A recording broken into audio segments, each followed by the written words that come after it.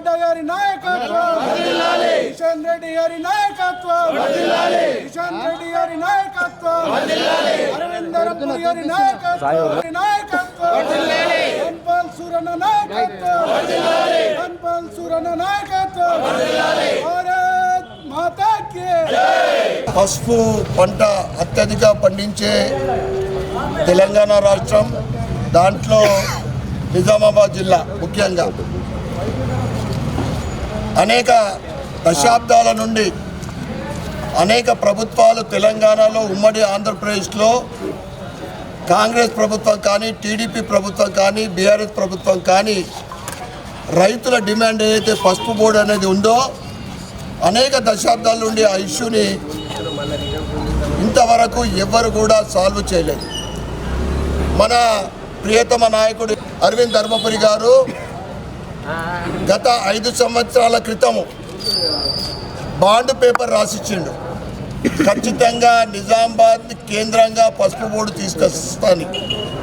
దానికి బీఆర్ఎస్ నాయకులు, టీఆర్ఎస్ వాళ్ళు, కాంగ్రెస్ వాళ్ళు అనేక సార్లు కౌంటర్ వేయడం జరిగింది.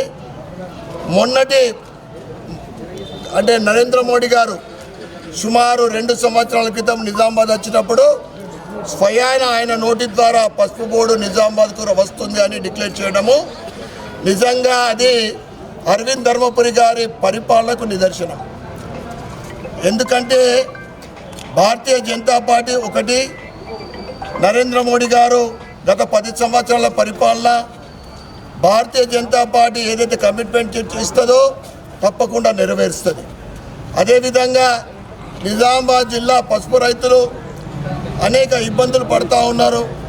గత 2 సంవత్సరాల క్రితం 4,000 రూపాయలు ఉన్న పసుపు ఈరోజు 10,000, 12,000, కనీసం 12,000 నడుస్తుందంటే అరవింద్ ధర్మపురి గారి కృషిని మనం మరవలేము. ఎందుకంటే ఎక్స్పోర్ట్లు పెంచి ఇంపోర్ట్ తగ్గించడము, దాని వెనుకాల అనేక ఆయన శ్రమ తీసుకున్నది.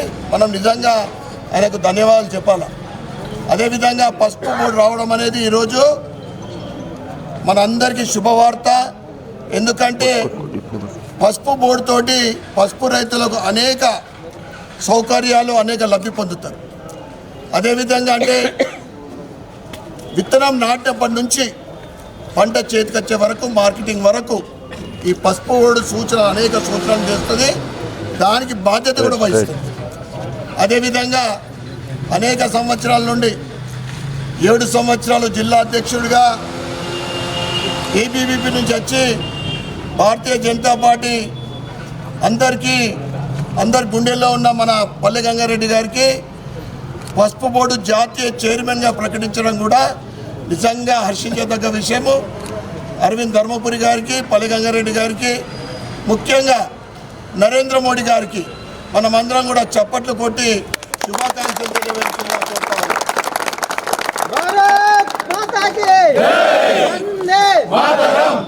భారత్ మాతా కీ, భారత్ మాతా కీ.